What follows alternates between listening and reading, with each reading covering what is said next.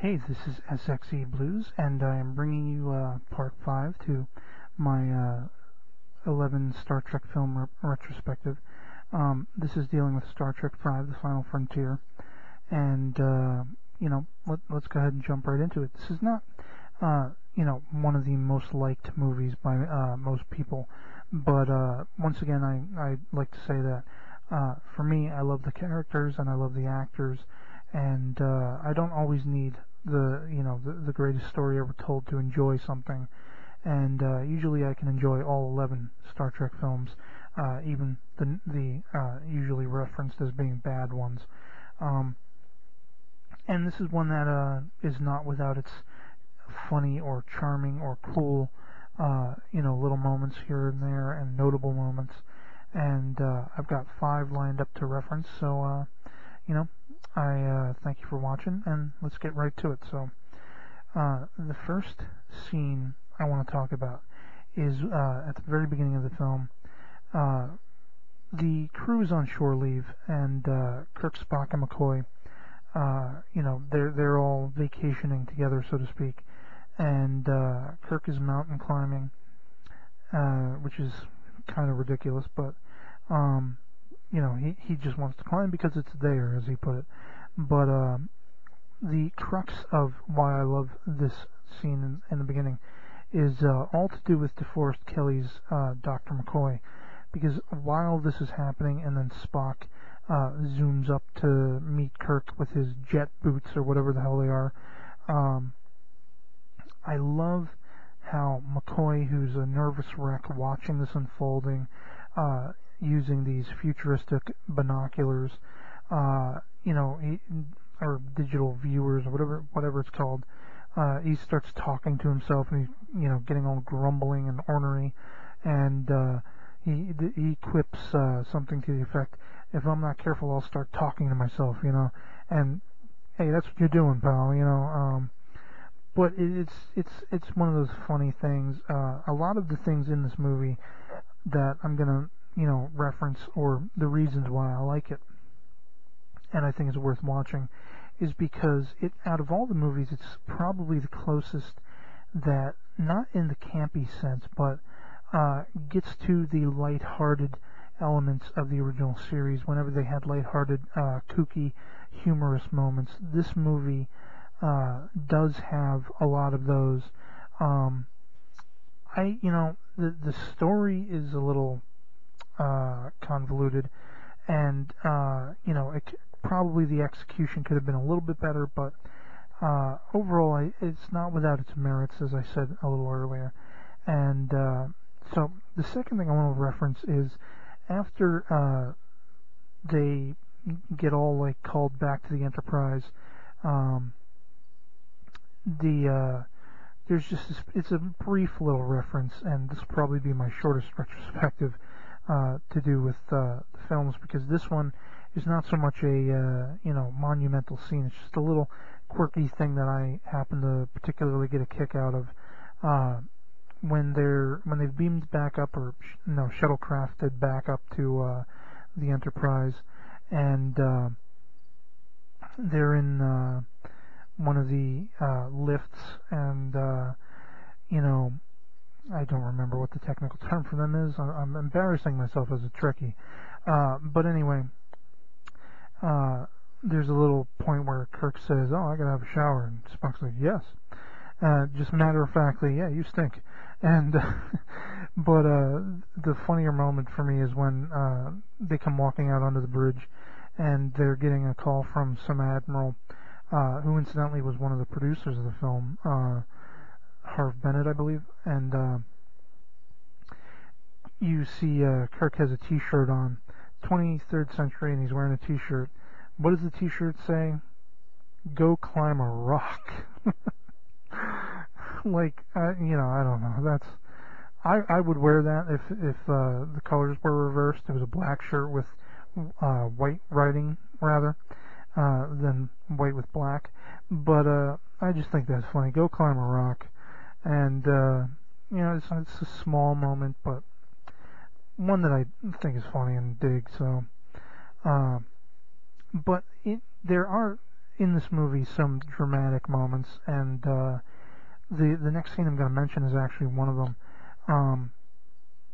We get the revelation of Spock's half-brother Sybok, which is questionable story choice as far as I'm concerned, but one of the many questionable elements that one could bring up.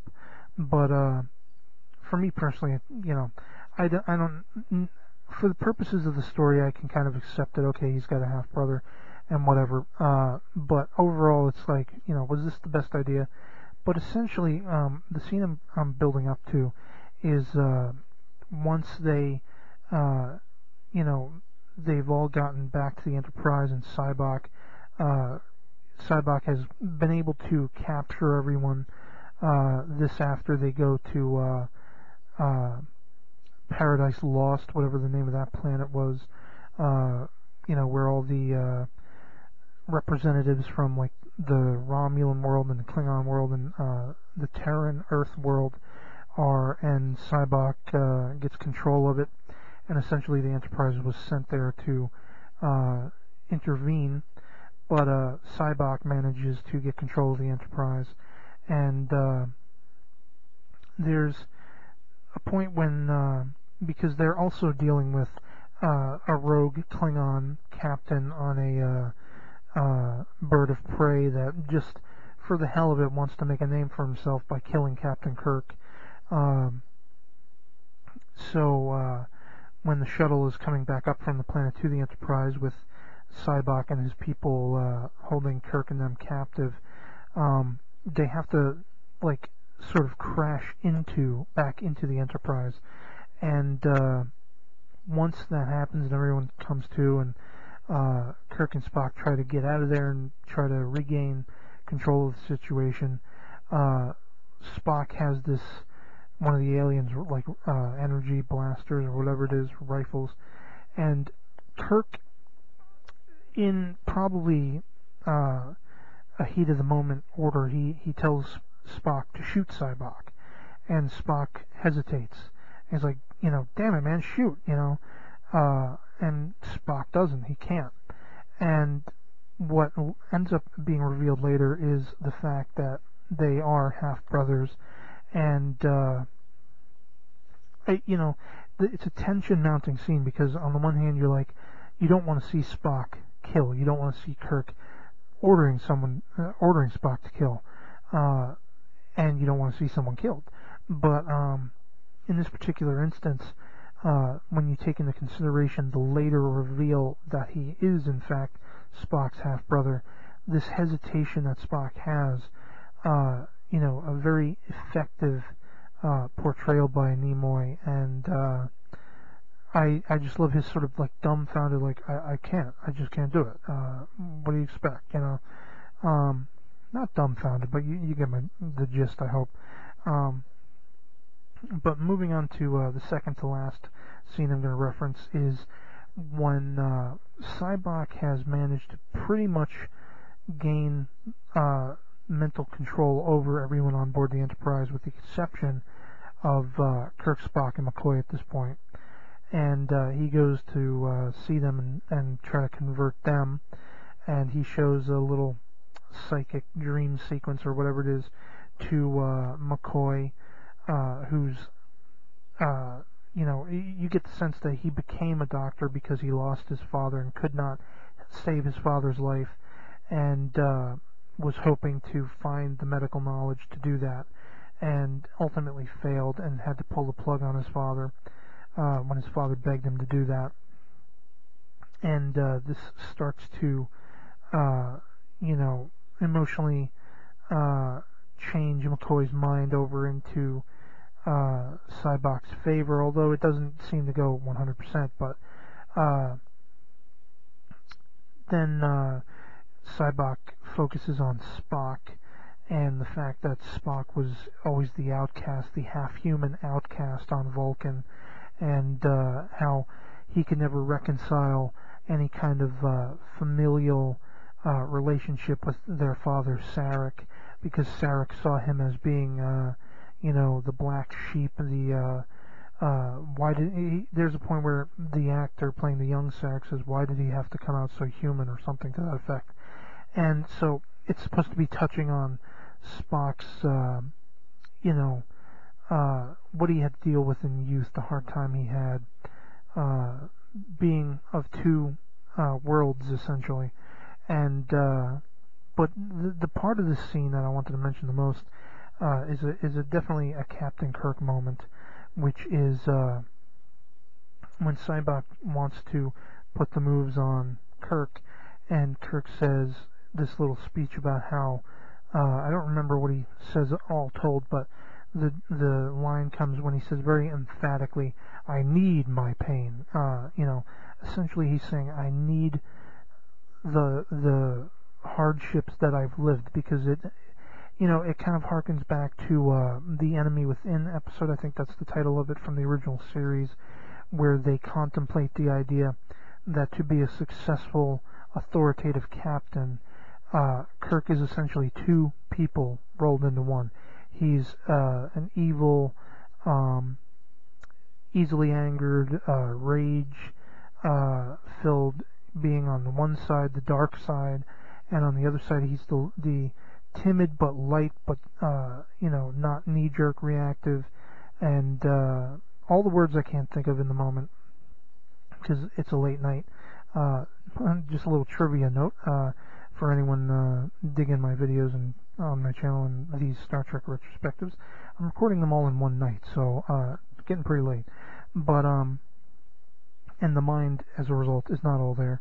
But essentially, he's, you know, what he's saying in this scene is the bad as well as the good that we experience in our lives are necessary to define who we are. And once we remove them, if we ignore them, we're not being true to ourselves. We're not being who we need to be. And this is probably the redeeming factor for the movie, because you know, while the story's a little to certain degrees, this scene is what brings the entire movie to a whole for me. You know, that concept, that as someone who's experienced loss, and I've mentioned in previous video podcasts and things like that, yeah, I wouldn't want to change who I am. I wouldn't want to lose the bad experiences I've had, because you learn lessons and you move on and you become stronger from them. And that's essentially what Kirk is saying when he says, I need my pain. You will not have it. So let's move on to the final scene that I wanted to reference, which is when they've gotten to the center of the galaxy. I think that's where it is. And Sybok convinced them that, you know, they're going to Eden, they're going to find their God, the God of many worlds, the universe, and so forth. And they find this supernatural seeming omnipotent being, conveniently, that is trapped in an energy barrier and needs a starship. And you know, much like one might ask in this day and age on Earth, like George Carlin in fact did, what does God need with so much money? He always needs money, as Carlin said. Kirk is the first who walks up and says, what does God need with a starship? You know, you're an all-powerful, all-knowing, omnipotent, omnipresent being, and you need Federation's finest flagship to, you know, get you out of a bind. You know, what's with that? So, and essentially that's kind of like, you know, you could turn that question on its head. What was the point of looking for and finding a God? But it still has its deep elements, and it's still a good movie in certain elements, certain degrees. And surprisingly, I went for almost the 15 minutes, so that's the last scene of that movie, and I'll be moving on to Star Trek 6. So stay tuned, and see you later. Peace.